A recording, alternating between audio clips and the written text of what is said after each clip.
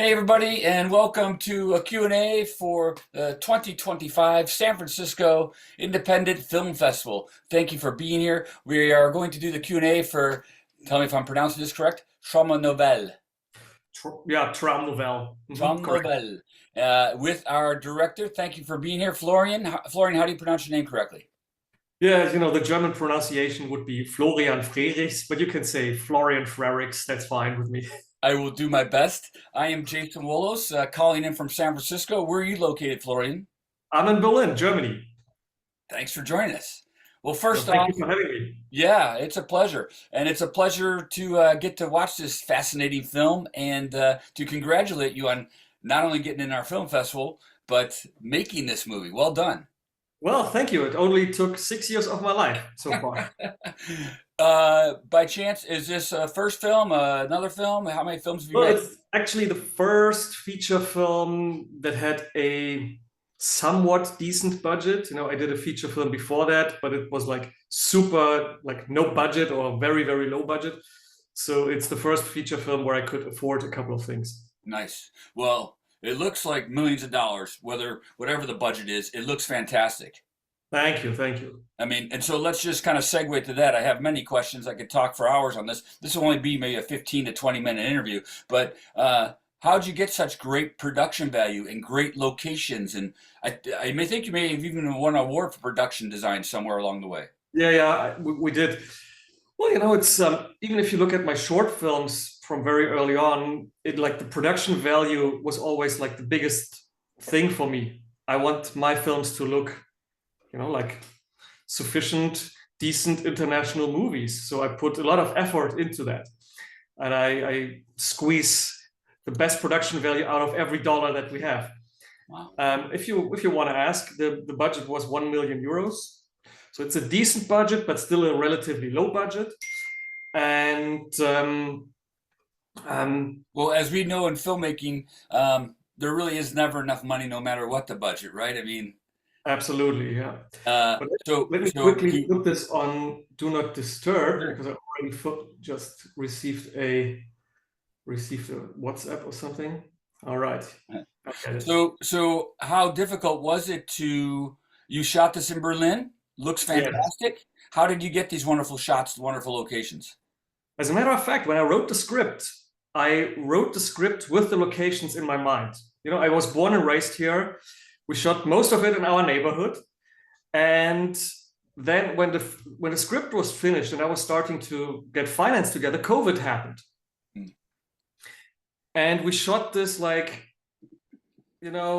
maybe 9 months or so, or maybe a year after everything reopened again. Right. And after COVID, everybody was in a very good spirit, like, okay, let's do this, let's do something. And all the locations opened up. Some of the locations that you would never really get for a movie cheaply, we got them. Right. And everybody was like, you want to shoot a movie? Here's Yeah. our place, go ahead. So it was a very good time to shoot this, actually. Yeah. Fantastic. Well, I love the way you represent Berlin on the screen. How about all the aerial shots? Fantastic. You open with aerial shots, for example. Yeah, well, Just you. somewhat illegally done. So You won't have it. Okay, we'll edit this out. No, fantastic. Well, there's drones flying all over in California for independent movies, so well done on those. And then, as well as made an impression, the sound, the score, the soundtrack, fantastic music. Yeah, it's almost like a musical, right? We have even people singing in the movie and like Yes. singing a girl singing a song in Yiddish, and then we have one in ancient Germanic language, and we have lots of music there in the places. Actually, using it as a dramatic tool, Yeah.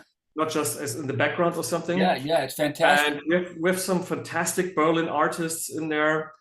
We have Sharon Kovacs, who's actually from the Netherlands, but very famous here in Berlin. We have DJ Hausmeister, a local techno guru. How did you get these wonderful performers, musicians? Well, actually, the woman Kovac singing in ancient German, she's the ex-girlfriend of our costume designer. She also did like duets with Rammstein and stuff like that, and Yeah. yeah. I love I guess the jazzier voice. She reminds me, I don't know if you've heard of Mavis Gray. Uh, Yeah, sure. very jazzy. Uh, Absolutely. She's doing new jazz, kind of free jazz. perfect, perfect mix, perfect use of the soundtrack. Well Yeah, done. absolutely. And Thank then you. you're welcome. Good job. I love the song. Is it a classical song? Do I recognize it when he's speaking to the camera towards the end? He's walking through the streets, the doctor, Hmm. and No, there's a that's great. actually my composer and I, we developed this here in my little home office. He came all the way from Finland, Thomas Kantelainen. He brought his keyboards and everything with him, and we locked ourselves into this room and we did this. Yeah. Fantastic. We'll talk about other things too, but since we're on this, it sounds orchestral, like you're in an orchestration. Do you ever have that big of a band? Well, we did kind of a trick. He had some orchestral work recorded before, and because he never used it in any other movies, we enhanced it digitally with other instruments, and we fitted it to the music. So it's kind of a cool mix. So Yeah. it's real orchestra mixed with digital instruments. Wonderful. It complements your visuals entirely nonstop throughout the whole movie. Well done. Thanks. But let's get back to kind of the story. What's the inspiration? Why did you make this movie? It is based on, hasn't it been made before, or it's from a Well, it novella? has been made before. It has, the most famous movie based on the book Traumnovelle, Dream Story, is Eyes Wide Shut. In the end credits of Eyes Wide Shut, it says it was inspired by it. And as a matter of fact, our film is much closer to the original book, by Arthur Schnitzler, which was written like 100 years before our film now. I see, I see. And then, so what encouraged you, inspired you to write this story since it's been done already? Why not another story? Well, I was in Budapest at a film festival presenting my very first film there. And we had two screenings actually. And between the screenings, there was so much time that I went into one of their local spas. I went to the sauna. And between, bathing and between going to the sauna, I read Traumnovelle, not knowing that Eyes Wide Shut was based on Traumnovelle. And I read the book and I was like, oh my God, this is what Eyes Wide Shut is based on. But still, the book offers so much more to interpret, and many more layers than that you have in Eyes Wide Shut. So I thought, like, okay, well, why not make this the next project? Yeah. Especially because everything by Arthur Schnitzler became public domain in 2015, I think. Right, right. Yeah, I mean, not knowing anything about Traumnovelle, I started watching, very enraptured, captivated, and then going, this is like Eyes Wide Shut. And then doing my research, found that out. So how close are you to the original story? Talk about the adaptation. Well, technically, I just copy and pasted the whole book into my final draft program, and then I adapted each and every scene, to modern day Berlin. So we're very, very close to the characters, development, to what Schnitzler had in mind, and also to the beats of the story. Mm-hmm. Mm-hmm. So we're very close. And then, but maybe you also brought some modern filmmaking ideas, techniques. Yeah, absolutely.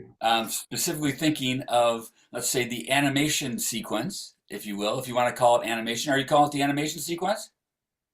Well, it's partly animation, partly AI. So in the book, actually, the book Traumnovelle or Dream Story has been filmed 3 times before our film. Okay. So there's a 60s Austrian-German movie with Karl-Heinz Böhm. Then there was a 80s soft porn Italian movie set in Venice. And then there was Eyes Wide Shut. None of these 3 movies managed to film the very surrealistic dream sequence that the woman is telling her man about, because it's like, it's really wild. Yeah. Things that she has dreamt and that she's telling him about. And so we were thinking like, okay, how can we do this? Because we want to be as close to the book as possible, and we want to film this sequence. And we were thinking about like clay animation, and we were thinking about puppets, and we were also thinking about doing it for real, but it would have been virtually impossible to do Well, it. I also think those other suggestions you made, I don't think it would have worked as well. What you chose, yeah, the way you were able to accomplish it now was perfect. I thought it fit perfectly. Then AI came along while we were filming, actually, and we were kind of, really exploring unknown territory with it. So we were actually hand drawing storyboards and mood boards, and then feeding all these boards that we drew into our computer, into our AI that we had natively on our computers. And then we fed the AI what our actors would look like from all different kind of perspectives and so on. So we actually taught the AI what our film is about and what our film looks like. And then we fed it our visuals. And then we had to find out it doesn't work, because film is 24 frames a second. So you give it 1 frame or maybe 2 frames, and then the 3rd and the 4th frame will be completely different. It will make up its own mind. So what we had to learn was not only prompting, but also to negative prompt. That means to tell the AI what not to do. So it became a very lengthy process, and for the 2-minute sequence, it took us like 6 months or so, and we had so much footage in the end. It was a very hard job to actually figure it out, and so it's like a mixture of hand-drawn pictures, animation, and AI all combined into one. And I think we managed to capture this scene. I agree with you. Yeah, you did do it, because I'm on the fence with AI, and I watch a lot of AI that comes across my plate, and usually I don't care for it. And I mean this sincerely. In this case, you integrated it excellent. Well, it totally works. It doesn't remove me from the movie. If anything, it makes me pay attention to AI. Usually I see AI, I turn it off. But I think AI will become a tool, like a camera. If you need to put creativity into it, if you think that AI can deliver the creativity for you, it's not going to work. It will be nonsense what comes out of it. Right. But if you put your own creativity into it, like a camera, the camera, if you put it somewhere, it will not look good. If you don't have the creativity to do lighting and to do set and all these things. So a camera is a tool. Yeah. You need an artist to handle it.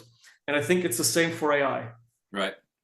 I do, at first I was like, is this AI? Yes, it's definitely AI. And then you said it's a mixture. But just a side note, I do like that you left, I think there's an eyeball in the mouth at one of the last frames of the sequence. I don't know if you noticed it. There's something, and I was just like, oh, I'm happy that you left that in there, because AI is weird like that.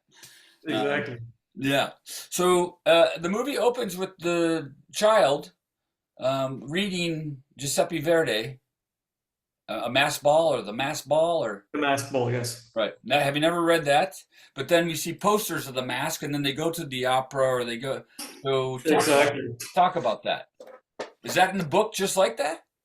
No, that's something that we invented to give it like something, to give the main character more movements, more reason to participate in his journey.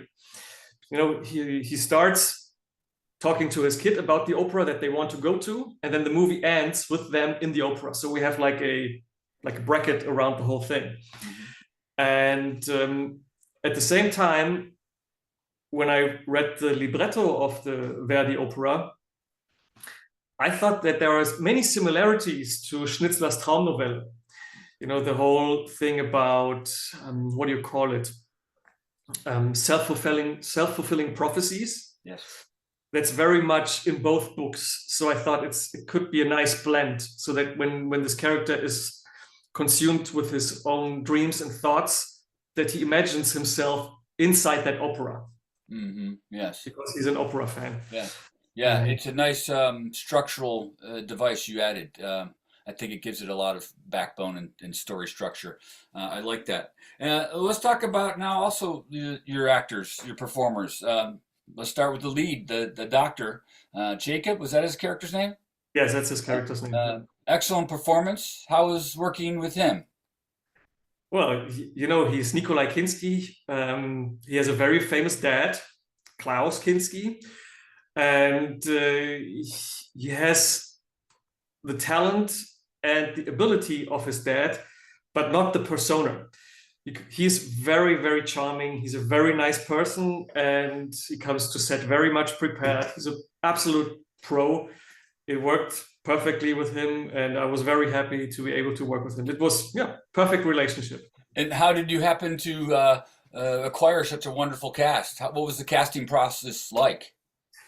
Well, actually, most of them were already friends, including Nikolai Kinski and also the guy who plays Nachtigall, Bruno Iron, who's a business associate of mine, and most of the other characters. As for the female lead, Amelia, now played by Lorraine Price, that was a very lengthy casting process. You know, I tried to find somebody from Germany, then from Europe, and I've seen like so many show reels and so many, you know, casting tapes up until like 3 weeks before the first day of shooting.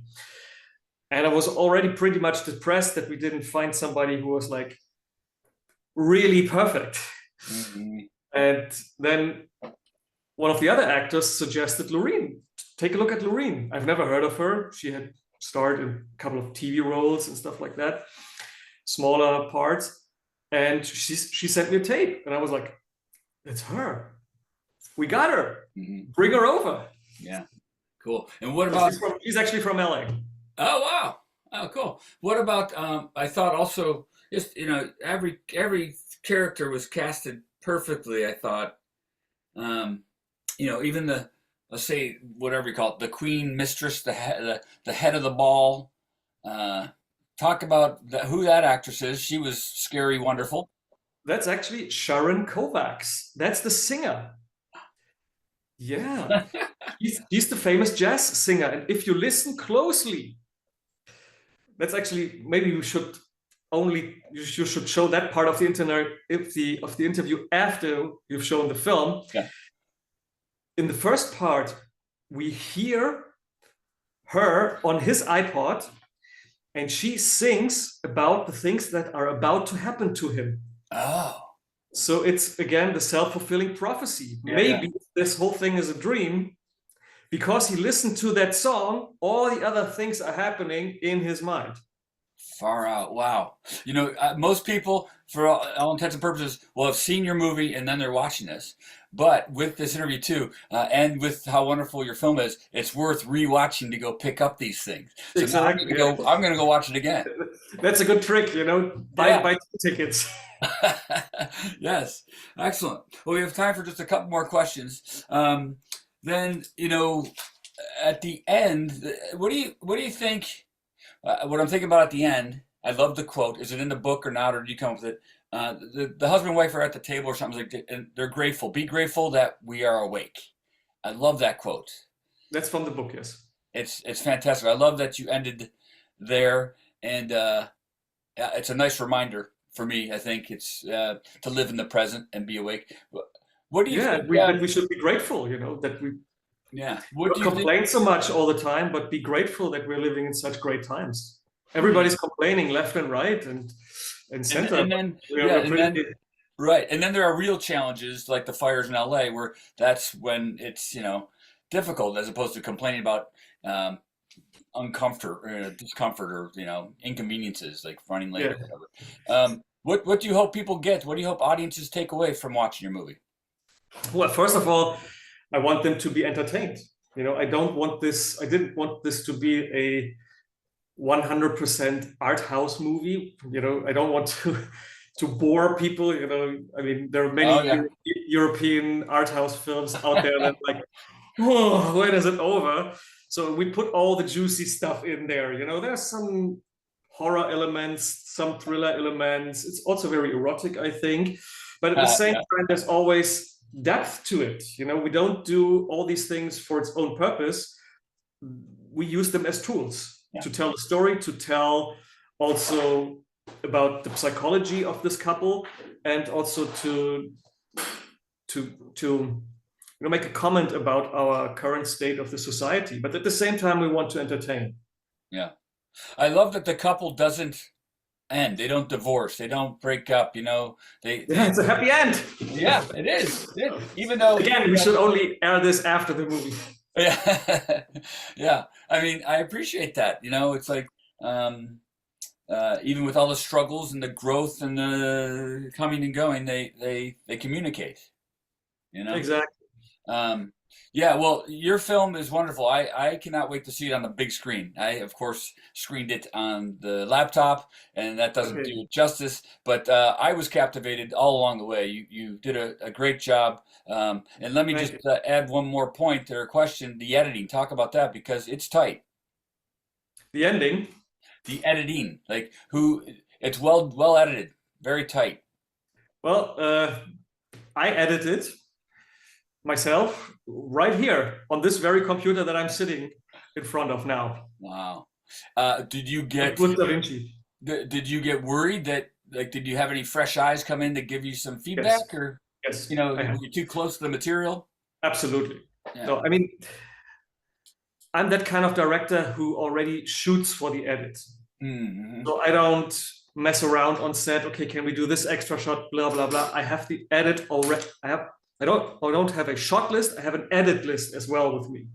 What edits or what shots do I need to tell the scene?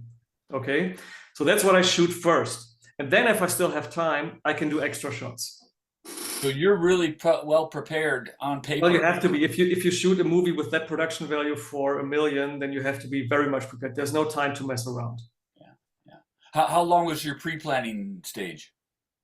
Well, yes. Yeah, okay. That's it. That paid off. Yeah, yeah. Well, truly enjoyed your film. It's well Thanks. done. Good for you. Congratulations. And congratulations also for getting into our film festival. Thank you for sharing it with us. Thanks for having us. Yes. I can't wait to see what you do next. Any parting words that you want to add before I say goodbye? Well, just have fun. Enjoy the film. Oh, we will for sure. Well, Florian, good luck to you. Congratulations. Good to meet you. If you come to San Francisco, please knock on my door. We will. Bye All right. bye. Bye, everybody. That is another Q&A for the 2025 Film Festival.